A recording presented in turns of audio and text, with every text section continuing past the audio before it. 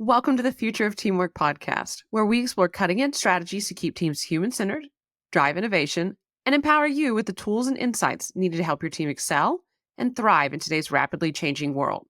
Your host is Dane Grunewald, a seasoned expert with over 20 years of experience enhancing team dynamics and innovation. Today, Dane is joined by Sonya Sepahban, currently the CEO of OurOffice Inc., a leader in the diversity, equity, and inclusion space. Prior to OurOffice, Sonya was a senior executive with significant responsibilities at Fortune 500 companies in the aerospace and defense sector. Tune in to discover, first, curiosity leads to better outcomes. Sonya's story shows that fostering curiosity creates a richer learning environment and helps people explore new opportunities. Second, data is key to DEIB success. Using data to identify gaps and biases makes diversity, equity, inclusion, and belonging initiatives more effective. And finally, sustainability requires structure. To make DEIB progress last, organizations need to build these initiatives into their core systems. Without proper infrastructure, even well-intentioned efforts can unravel when leadership changes or priorities shift. So, teamwork makes the dream work, and we're here to inspire your next collaborative breakthrough. Gather your team or put on your headphones, and let's dive in together.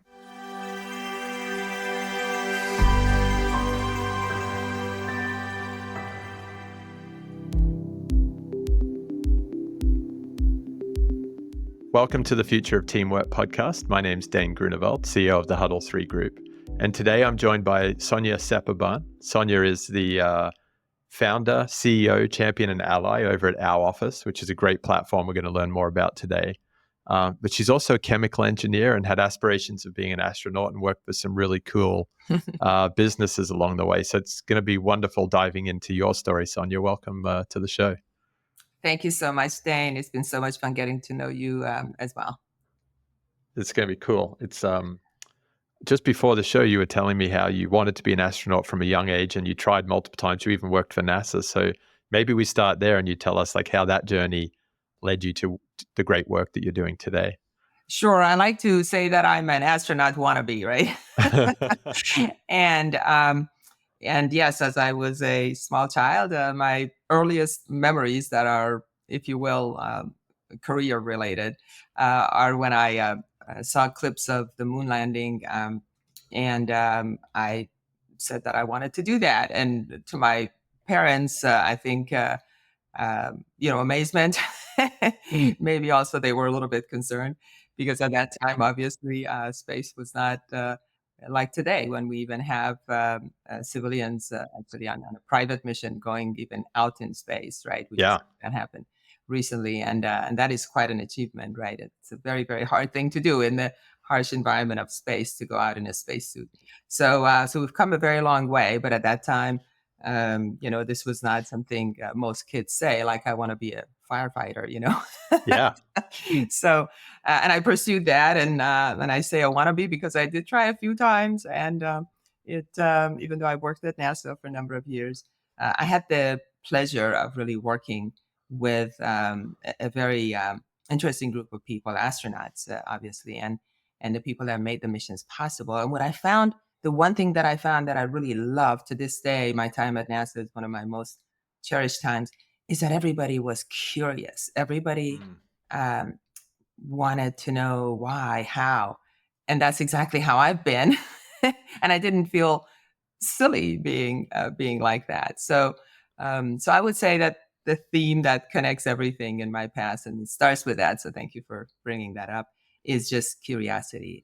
As we were saying before we started here, if we're all more curious or took the time to be more curious, because everybody can be, obviously, we would have a better world probably. Yeah. Oh, 100%. It would be exciting. I think it's in reach too. Mm-hmm. Absolutely. Would have richer experiences. All of us. There's often things I've wondered about that at the time my family has wondered why I was veering off into something and exploring it. Only later on for everyone to say, especially on trips. When we go on trips, we like to go to some distant places sometimes with my family, and sometimes they think it's a diversion, but then everybody has a richer experience as a result. Love it. And as you then went on into larger, more executive roles around engineering, product development, When did you really start building this expertise and sort of mission around diversity, equity, and inclusivity, belonging? Yeah, it's very strange because, I grew up a tomboy. I Uh-huh. had the two brothers. I hung out. I did everything, sports, skiing, all kinds of things, with mostly male friends. Yeah. So I didn't really think of me. I wasn't a girly girl. I didn't think of myself as I guess in my identity, I did not think of myself first and foremost, as a girl or as a woman. I always hung out with boys. I was always climbing walls and on trees and and uh, sometimes doing some extreme sports a little bit, a Yeah. little bit too adventurous. So it really wasn't until much later when I was actually given a role that was along these lines. I mean, even in college, I didn't belong to the Society of Women Engineers. Hmm. And it's not to say that, I mean, obviously now I think those are very important endeavors and organizations that help support women. And I believe that all, groups need communities. We all need community, no matter who we are and where we are. But at the time, it was just not something that was part of my focus. And then even in work, and most of the major organizations I was at, I was just, I was just an engineer, and and I Yeah. grew that way, and I did a lot of things. Again, mostly I was the only one. But when I went in my last role, at a major organization at GD, I was actually told that I was the first woman ever in the C-suite, and I was asked how I felt about that, and that was just struck me as a very odd question. It is. And this was after they had made me an offer. I had accepted, and we were having a strategy conversation before I actually uh, went to start work. And I paused a moment because I had not really reflected on that. And then what occurred to me is I just said, I feel fine. Obviously, I've been a woman all my life, and I've been in Yeah. roles. So I'm this is quite familiar to me, and I'm quite fine with it. And then I asked my boss at that time, I said, but how do you feel about that? And, he laughed and he said that his wife had actually encouraged him Good. in this regard. And so anyway, and it worked out well. A few years later, they told me that since I worked out, they would hire a second woman. So I guess that worked out fine. But again, later in that same role, but later on, they gave me an added responsibility of focusing on uh, diversity, equity, and inclusion. This was in the 2009-2010 timeframe, Mhm. and actually, the CEO of the corporation asked me to put a pitch together about the state of DEI and what it meant and all that. And then locally in our own division, we started focusing on it, and we had some events and things like that. I will tell you, with the most, I think, the best, I would say, intention, we started on that and did work on it quite hard. So that's how I Yeah. came into it, and then built some level of, because I'm curious, I kept asking my team to come up with big data and kind of understand things. Why is it where it is, and things of that nature. And it actually grew into what I'm doing today. That's so neat. Um, I want to stay on that topic a little bit before we dive into our office, because you made some really good points there, being not really ever identifying as a female engineer as kind of your primary identity, and then getting that question, how do you feel about being the first C-suite female member at this large, organization? What was it that then had the executive team give you? Because you're not in an HR function, which is traditionally where we see a lot of DEIB being sort of developed and run out of.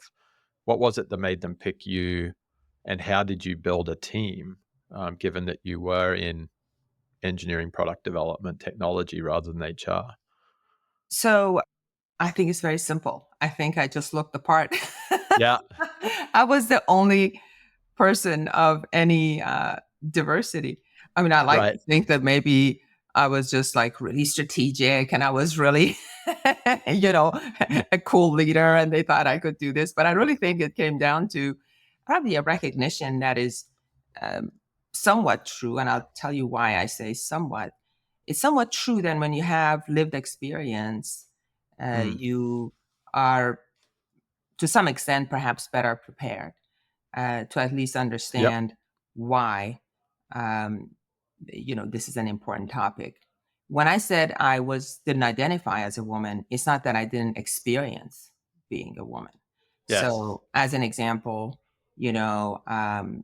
I did experience sexual harassment, Mm. and it was very difficult. Um, be honest with you, I don't think I've ever said this publicly Yeah. on any conversation. But as it relates to this conversation, it was by a leader that Hmm. was in a position of authority towards me. I had a small child. I was very young engineer. I already had levels of responsibility. And it was clear to me that I had only one choice, and that was to change my job. Mm. So I did do that. I changed, Yeah. left the job that I really liked, still within that organization, but not under that person's, Leader. sphere of influence. Now, I was an engineer. I was, young. I could do that. I often have reflected since then about people that are subjected to these things and don't have the choices that I had.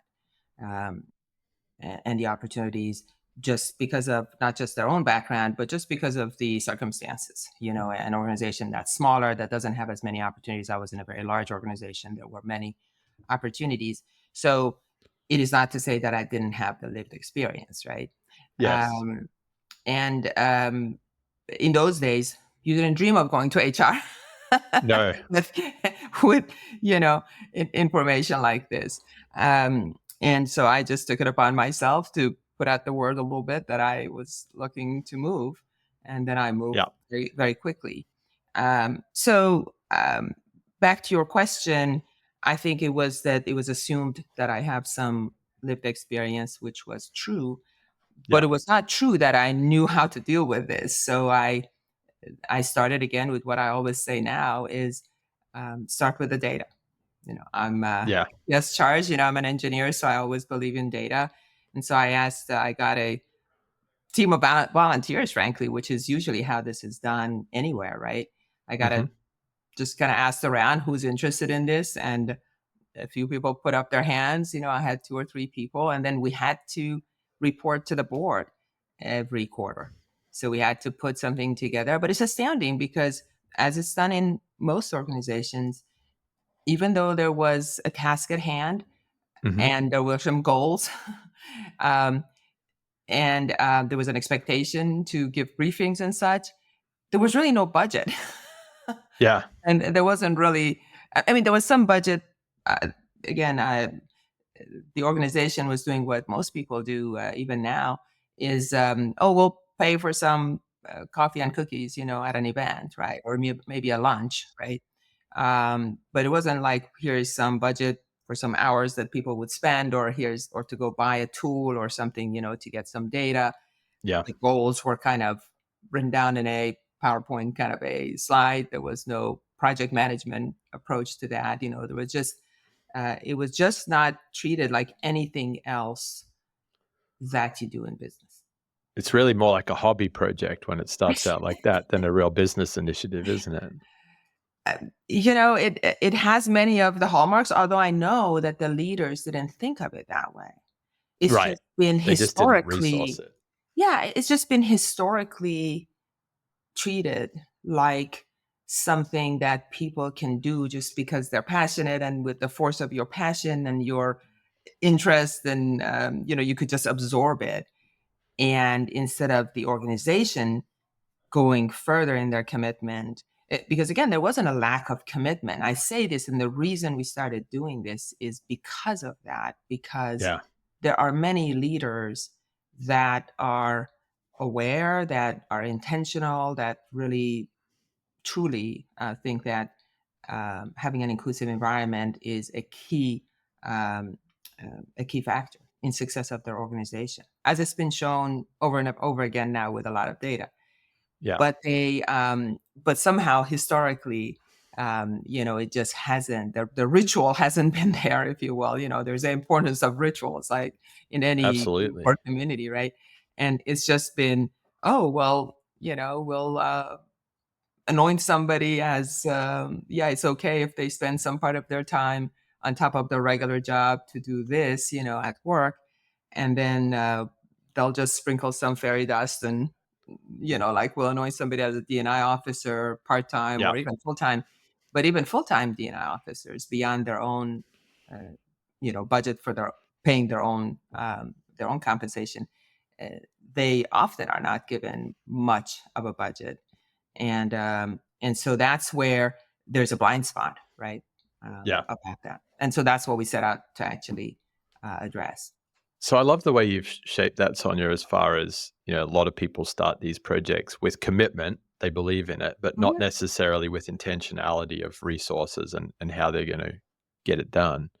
What was it, maybe for other listeners out there that are getting started on this journey or trying to revamp this journey for their businesses?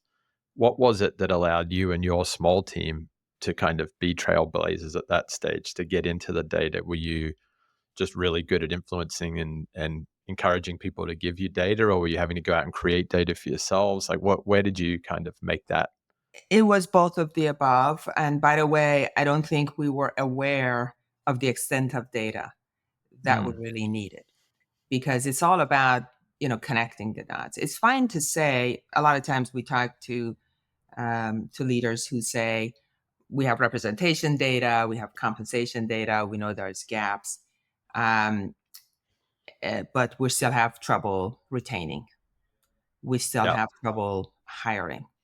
So yeah, true stories, right? It's yeah. all about connecting the data. One such organization, very early in our conversations, we said, well, let's look was specifically about retention of women.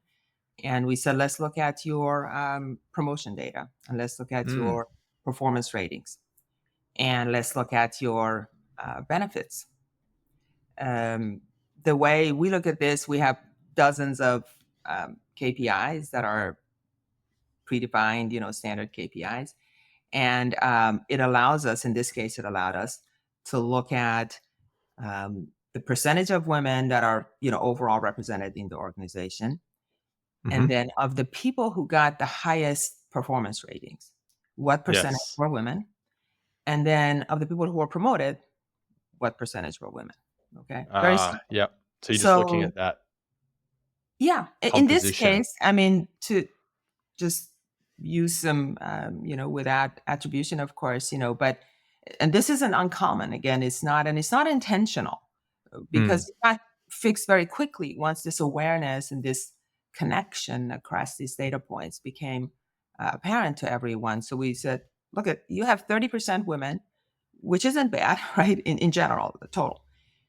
But then when you look at, your performance data, you see that over 40% of your highest performance ratings are women. So women are performing, better than they're better represented in terms of highest yeah. performing than their overall representation. And then when you look at promotions, only 15% of your promotions are women. Mm, So let's look at your promotion process and what yes. factors are considered. There was no need to set a hard and fast requirement or to do anything really extraordinary, because this happened at a period. It happened to be at a period where the promotion cycle and the annual performance appraisals and things were being done early in the year, in the first quarter. And so within the next couple of months, when those decisions were being made, when we look back, all of a sudden that number had jumped.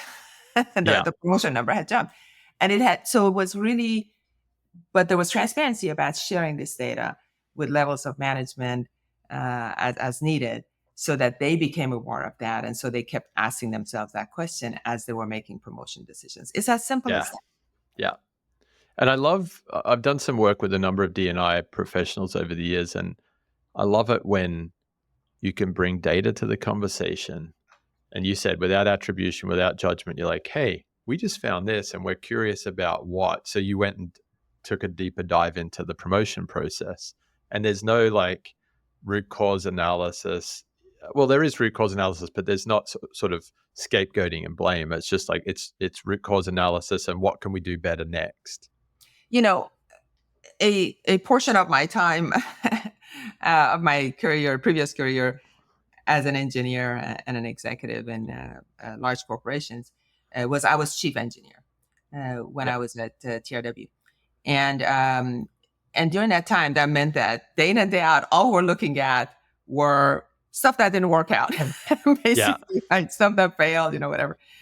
And root cause corrective action is a huge thing there. And the one thing I found, Dane, over and over again, as we looked at it, was there was never just one thing, by the way, right? It was a bad day when something really bad happened because a number of things went wrong. There were always a primary cause and a bunch of secondary causes, especially in the work we did, since most of my background is in aerospace and defense. And obviously those systems have, many bells and whistles, right? I mean, there are there's degrees of protection against failure. So when something fails, there's always, a few things that have happened here and there, right? And we always say the level of safety and quality of any product is really determined at the edges, at the failure points, right? But most of the time it works well. So to me, this is very similar to a workplace environment and the culture and how you're managing your workforce. The majority of the people may be okay, but usually you get into the headlines or something really bad happens and you lose some key talent or your product suffers and your customers are unhappy because there was a number of things that were just maybe not in your main field of view and they were, on the edges, so to speak, right? Yeah. And there are real consequences. So I took that approach, frankly, when we were building our office with a number of really talented people that had similar but in different veins, kind of experiences, intersections with this work. We all tried to build it such that you can really slice and dice and figure out, what is going on with that mindset of this is no different than finding out where are the vulnerabilities, where are the issues that can really bite you. I love this. And what you're saying, if I'm hearing it right, Sonya, is that actually the power of good teamwork and good systems that support teamwork can actually be improved incrementally and worked on every day through that engineering mindset, which is not traditional. When you talk earlier about what HR was, you wouldn't normally go to HR for this. It was more like early days, transactional compliance driven, but now you're actually engineering for optimizing performance, outcomes, safety. Safety is a big one. Absolutely. I mean, at one time, I was also a leader for quality and safety. So the Lean Six Sigma teams and all this quality things, I had a team for that. And it was the same mindset. When you're trying to do these things, you'd never say, let's have some lunch and learns or, and it'll fix everything, right? Yeah. And it's astounding that, and again, I don't think it's anyone's fault. I don't think anyone should feel shame. I did that even with my engineering. I mean, hindsight is 20/20, right? Yeah. So for 6-7 years, I was doing just that. So that's why I have so much empathy. Yes. And I mean, we're certainly doing what we do. We have passion around making the workplace the most inclusive place for everyone, so everyone can belong and be at their best. Yeah. That is true freedom. That is the meaning of freedom. That is the meaning of opportunity, and we are the country built on that, right? I'm so proud of that. As a first generation American born of immigrant parents, I am so proud. I mean, I know it may sound a little bit lofty, but I'm really think of it that way. I've always been mission oriented. I always went to jobs where it was mission oriented. And to me, this is a mission. What we do at our office is not, a product, a company, a job. It's a mission. Every day is a mission, and it has its ups and downs. Yeah. But, the bottom line is that you have to be very curious about why people fail despite best intentions. Now, there's people that don't believe that workplace culture, how people feel, has anything to do with anything. They'll find out at some point. We're Yeah. not out to, frankly, turn people around on that. It's a hard thing to do. There's many factors that lead people that way. Big companies make big mistakes. We have examples of, many companies that that we've seen in the news, right? I mean, there's Yeah. people out there that are like the Robbie Starbucks of the world, and they're getting major companies to make really bad decisions. John Deere, Harley Davidson, Jack Daniels, Ford, even most Yeah. recently, right? But there are efforts actually against that now, which we can talk about as well if we need to. But bottom line is that it won't be the first time that big companies make mistakes, No. and they just will have to find out for themselves. But the moment they decide there's something to this, and they really need to pay closer attention, especially with the Gen Z and the younger generations, then we're here to support them and make sure that they have the data to peel the onion and understand where best to invest. Yeah. To get the best, bang for their bucks in terms of improving inclusion and belonging and their organization's performance and success. Yeah, I love that. And so this is a great segue to dive right into the platform, and a good starting point for that. You and I were on a call the other day, and I asked you about your logo, and I was trying to piece it together. And for any of the listeners on the show, it's this white sort of outline of what you come to find out from Sonya is Ganesha, and everything that you've just spoken about in this first 20 or so minutes ties into Ganesha, and you can explain it, Sonya, but around what Ganesha is known for in removing obstacles. I'd love you to kind of share that story. Yeah, that logo has many meanings. We actually have a page dedicated to it on our website because it is very meaningful to us. Again, now that I've talked about the mission, you understand this is more to us than, just a company logo, right? So, and it came very naturally. We built the platform, with a team in Pune, in the Maharashtra province in India. They're a great team. They're still good friends of us, and so when we were there, we know that actually Ganesha is one of the key deities of that area, actually. But also we learned about this head of the elephant is known, is a symbol that is for this Hindu god that is, as you said, the remover of obstacles and bringing good fortune. So we thought that was very relevant, but we also thought, it's very relevant because it's elephant in the room, right? Yeah, I love that too. So in many ways, it was so it symbolizes the removing of obstacles. It is a homage, if you will, to our teammates and partners that are from that area in India, and also it is elephant in the room. Yes.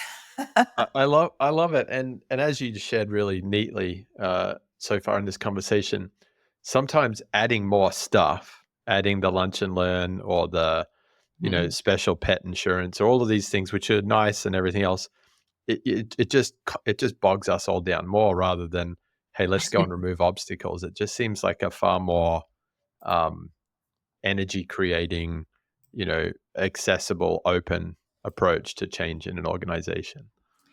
Dan, I will say this: we meet everyone that we work with where they are, right? Yeah. Again, there's no shame in where anybody is. There is no blame. There is no guilt to feel about this, right? We're all. I mean, you and I have talked about this. I'm a believer of the continuous kind of evolution of the human consciousness, right? And organizations are no different, right? Organizations have a consciousness and they evolve, right?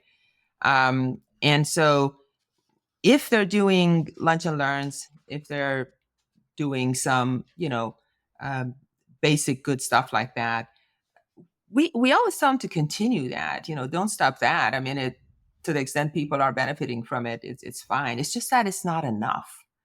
Yeah. And so then most of the time we meet people in one of two cases. We meet people either when they don't know what to do at all. They haven't started really. They've had some, typically people celebrate special months, special days, right? Yeah. The events and things. And so they do those good things a few times a year. They have some events, they have some training. And those are all good things. But we try and help really delve into what are the key drivers of the organization? We always ask, the main question we have is, why are you even interested in improving your workplace culture? What has caused you at this moment in time to become more interested in that? Yes. And often, it's something like retention, or hiring. I mean, it's some things that really are critical to the organization's success. Sometimes it's the CMO saying, we've been trying to break into a new market. And, we had a beauty very early in our, several years ago, we had a customer that they were a beauty brand and they were like, we just can't seem, we want to expand for men and also for the LGBTQ plus community, from where their products were mostly young women. Those were the customers, right? So there's sometimes things like that. So we've worked with CMOs, with chief marketing officers. So it's not all, HR. We try and have the conversation, the initial conversations at the level of what's important to the whole organization. What is what are the drivers of the organization's success over the next 12 to 36 months, at that level. And there's always a connection with, just more innovative ideas, reach out that is more authentic, that feels more authentic. So if you're trying to appeal to men, I mean, we looked around at this organization and we said, well, where are the men in your organization? I mean, everybody who works here seems to be,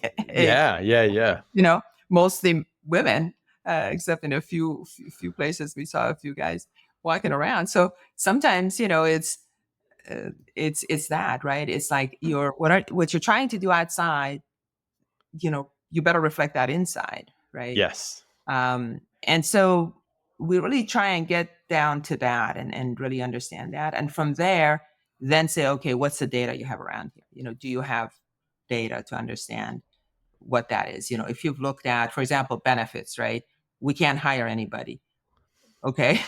You want to hire women, but we can't hire them. Okay. Yeah. So we'll look at benefits, and when we have algorithms that score your benefits, and it's a very quick, we make everything quick and easy, by the way. We believe that people are far too busy. If there's one thing that's at the most critical resource is just time, right? Time. Yeah. And more than ever, right? It's always been, but more than ever. So our brand actually is OurOffice products and services are all built for busy people. So we try to minimize the amount of, time and effort that leaders have to put in, and really leverage that time and effort towards where they really have to make a strategic input or guidance that they have. That's neat. On their level. But each is the everyday, because we have a platform, but we also have, packaged with our platform, we always have a dedicated advisor that goes along. Which I think's phenomenal. I know when you and I met with Lisa and you were explaining, hey, it doesn't matter what state your data's in. We've got the platform. We can take your data and we'll help you find the obstacles, and we'll give you this actual human to work with as you start finding those obstacles and planning how to work through them. It's just like, oh, my shoulders dropped. Yeah, because, this work can't be just done with a tool, right? Yeah. You need a human being. It is human work, right? And also, it's especially important for the second type of organizations we work with. I talked about the first ones being the ones that are just starting, don't know where to start, don't know anything what to do. And then there's ones who have actually been working on it, and they've reached like a plateau. We have people in between too, but a lot of our customers are in one of these two camps where they've done things on their own, 2, 3, 4, 5 years sometimes. They've made good progress, and now there's still a few issues, and they're plateaued, and they can tell that they're not progressing. There, it's really important to have a person that says, well, we've had some data, let's add to that, because nobody has the the menu of all the KPIs we have. Yeah. It's impossible. We just did an analysis for a customer that said, oh, we have this amazing HCM and ATS, and they do. They have two of the best products on the market. And we said, we totally agree with you, but let us show you. And we showed them from our full set of just predefined standard KPIs that are on the platform. And that only added to a little bit less than 50% of all the data they could have.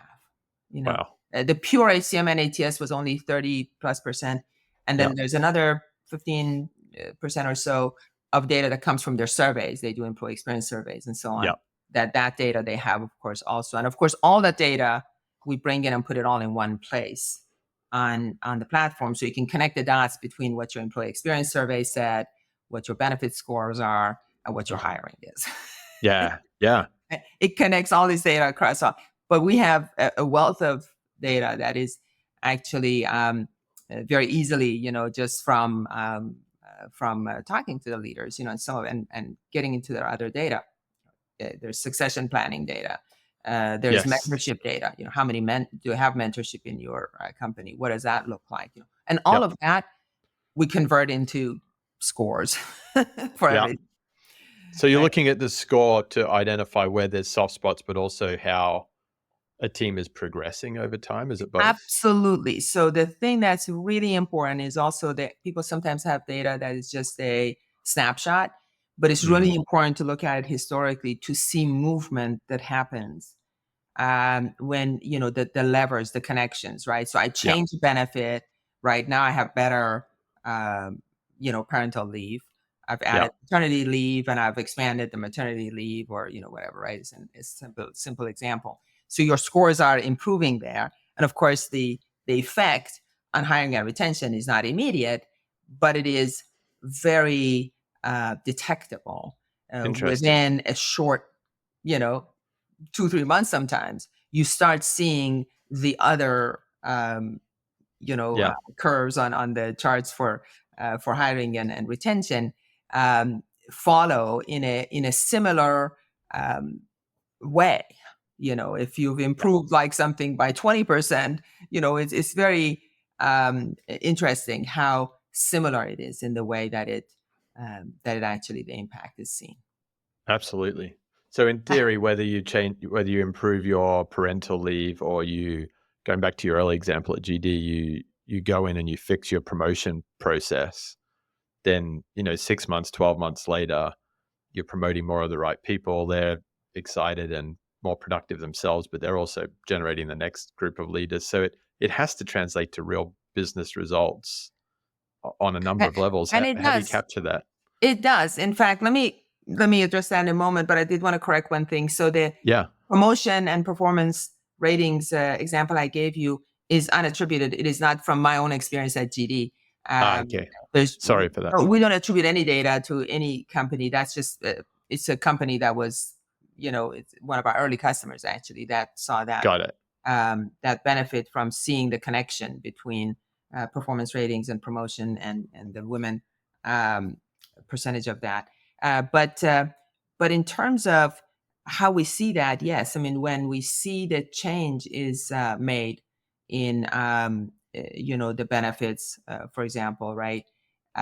You see the trend, right? The trends are very similar, right? So again, you can see the shapes of the curve are similar, while the magnitude may not be, the absolute numbers may be not the same. And this is no different for people that are familiar, perhaps you are to yourself, is with the, Bloomberg, for example, created I think they call it something like a DEI index, something like that. Right. They created it back in 2017, 2018 timeframe, maybe even a little bit earlier. And so you can see, if you look at this shape, and I was able to see this actually before we started our company.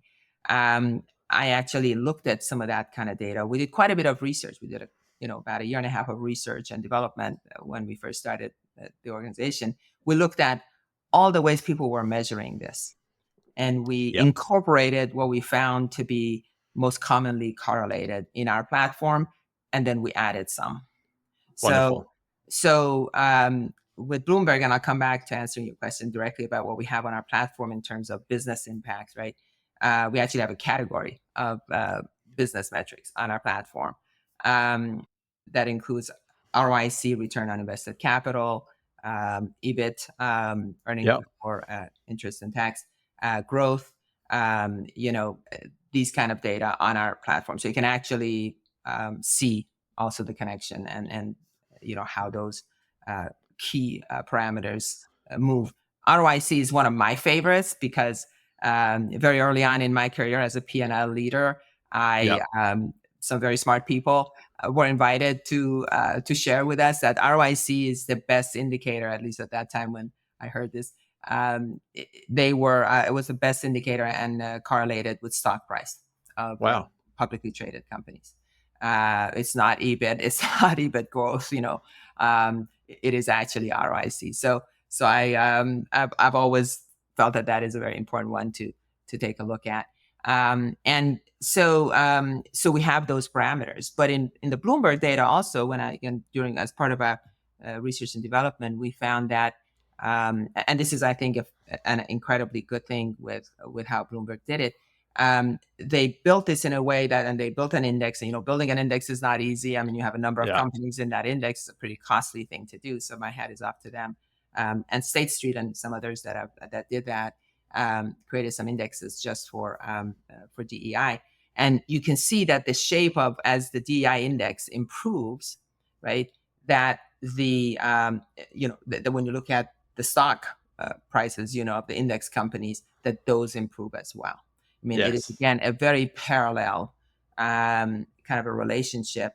So again, we did this with forethought, malice and forethought, as they say, because, we wanted to be sure. Again, I looked at this data, frankly, initially with a healthy level of just curiosity. About whether this is all really true. Is there really that connection? And I would have been the first one to say, for example, just women on boards by itself. We did some of our own analysis by itself. At the time we did that analysis, is not one that you could expect to have a significant impact. Unless it is followed by that diversity on the board being also shown through the organization. Yeah, I'm really glad you shared that, Sonya, because I was having that conversation with my dad earlier in the year. And, at his stage of life, he's sitting there very practically thinking, well, I've seen all of these people appoint diverse board members and their stock prices aren't doing anything different. And I'm like, yeah, but that's not what DEIB is. Like, it's not just board representation. It's what's happening in the organization. So I think some people went for some shortcuts there, sadly. And I think in this moment where there's a little bit of a reset happening, and SHRM came out with their removal of equity, and there's been a lot of noise, and rightfully so, but just getting back to basics of like removing obstacles and helping teams, what does it say? Bring more good fortune to teams, like keep it really simple, and that's going to show out in all of your metrics. Yeah. And if you have a growth mindset, it shows up, right? That it is, it's good for everybody, right? It's not just benefiting. There's this other myth out there that it is benefiting just one group of people, the underrepresented people, right? And that is just simply not true. I mean, day in and day out, we see now, we've been doing this for the last 5-6 years full time, right? And we've worked with organizations in over 24 industries, right? And with tens of thousands of lives, of employees that are impacted to some extent by this work, right? And we have seen that, it's not just the historically underrepresented people reporting better experiences. It is also, the majority. If the majority happen to be, and by the way, that's not always the case, right? But if we have global customers, obviously this is not always the case. But if the majority were white males, for example, cisgender white males, they report better experiences. Oh, 100%. I've seen that with my brother-in-law, white male, better parental policy, had better time for his family. Like it helped everyone. I think it's a great call out. Yeah. Another customer we had, I'll just tell you one little story. I know we're running short out of time probably, but in terms of creating a safe space, right? Because the other big Yes. part, and we talk about data a lot, but I think creating a psychologically safe space is super important. And I'll give you an example that benefited everyone. We have an ability for people to be anonymous and to share things, be their authentic selves, and have conversations. And this has huge impact. I mean, frankly, just the day you launch something like this, immediately this level of transparency, trust in your employees and everything already takes the level of positivity in the workplace culture up by a couple of notches. And then as people engage, if leaders are engaged, if they communicate with them, that even, that just gets better and better. But in one case, somebody asked just like 2 days before Juneteenth holiday, which just became a holiday, right? Recently, Yes. A federal holiday. Somebody at one of the organizations asked their leadership anonymously, they said, well, we talk about DEI, but how come we don't have Juneteenth as an off day, as a paid holiday in our company? It's a smaller company, great leader, really intentional, really supportive of this. But, they saw this. To their credit, we always see these things. We have our advisors, advise as needed. We have the ability to remove a post for them from the feed in case it's offensive or it's really sensitive or something that's not appropriate. So there's all kinds of bells and whistles to protect for things like that. But in this case, and we've never had anyone ask us to remove anything from a feed right away in 6 years, right? But in this case, again, like always, we said, do you want to just answer it privately and remove it from feed, or do you want to answer? It was a conversation. To their credit, before the end of the day, they had made that a paid holiday for everyone. That's awesome. That's in the huge organization. impact. And that's because they had not realized that it was a formal, an official federal holiday yet. I mean, it was new. It was just, about 18 months old, that decision. And they were just hadn't kept up with that and weren't aware of it. So it was an action like before the end of the day, That's awesome. And from henceforth, right? So, I mean, how does that impact everybody, right? So I always come back. That's good fortune. I mean, but that happens, to be honest with you, over and over again. We have, this is what keeps us going. No, that's a great story. Well, it's been a wonderful conversation, Sonya, and so much that we covered, but I loved sort of the curiosity as a gift and where that started for you in your journey. The importance of, passion and commitment are great, but getting into the data really helps you start to identify where to do the work. I love the way you shared those stories. And that concept coming from engineering around the level of safety is often challenged at the edges. So really thinking through organizations in that setting kind of ties into that final point that you touched on around Juneteenth and, building benefit for all through going in and improving the way that our businesses are running and removing those obstacles. So and making it sustainable, by the way. I think the only thing maybe we didn't touch upon is the one thing that really added to my disappointment in that role when I had that. I described that I hadn't fully succeeded and I didn't know why. We did a lot of good things, right? But not fully succeeded. We didn't know why. And then after I left the organization to come back to my home state in California, it started unraveling, and nobody was trying to unravel it. It was just not sustainable because we hadn't built, all the scaffolding. The scaffolding, the structure. There was not an infrastructure in place. And again, the way we decided to do this is we're going to make sure that never happens again. And that, especially as, there's more and more transitions in the workplace, right? And people come and go so that nobody has to start from scratch. None of the good progress made has to be undone.